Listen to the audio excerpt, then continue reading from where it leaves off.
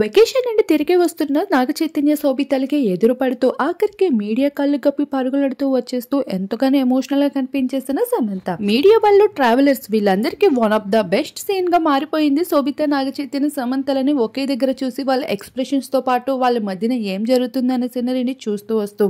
అయితే నాగచైతన్య శోభితని పెళ్లాడినప్పటి నుండి కాంట్రవర్సీ క్యూన్ గా మారిపోయింది శోభిత. తనకి చేతులార సినిమా అవకాశాలు వస్తున్నప్పటికీ కూడా తనకి కుటుంబమే ముఖ్యమంటూ ఇక సినిమా అవకాశాలన్నింటినీ రిజెక్ట్ చేస్తూ మరో అమలుగా అక్కినేని కుటుంబంలో నిలవాలని కోరుకుంటూ ఉంది. రీసెంట్లీ పలు ఆర్ఫనైజేషన్స్ కి ఎంతగానో మద్దతుని పలుకుతూ కొంతమంది పిల్లల్ని కూడా తన వంతు సహాయాన్ని అందిస్తూ అడాప్ట్ చేసుకుంటూ తన మంచితనాన్ని నిరూపించుకుంటూ వచ్చేసిన శోభిత నాగచైతన్య విషయంలో మాత్రం ఎప్పుడూ విలన్ గానే మారిపోతూ ఉందంటున్నారు ఎయిర్పోర్ట్ లో చూసిన ట్రావెలర్స్. ఇంటర్నేషనల్ తెలుగు ముద్దుగుమ్మ అయిన సమంతని కాకుండా శోభిత ప్రేమలో పడేంతలా నాగచైతన్యని శోభిత ఏం చేసిందా అంటూ ట్రావెలర్స్ అయితే కంగు తింటూ ఉన్నారు.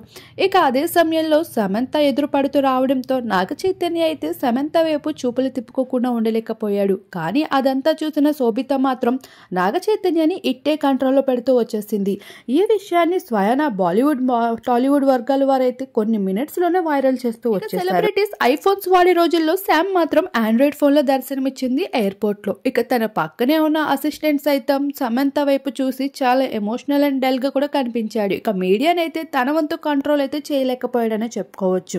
ఇక మీడియా ఎప్పుడు ఏ అవకాశం దొరికితే సోషల్ మీడియాలో కొన్ని క్లిప్స్ వైరల్ చేద్దామా అని చూసినట్లు ఈసారి మాత్రం నాగచైతన్య శోభితలతో దర్శనమిచ్చేసిన సమంతని చూసి నెటిజన్స్ కి మంచి కంటెంట్ దొరికిపోతూ వచ్చేసింది.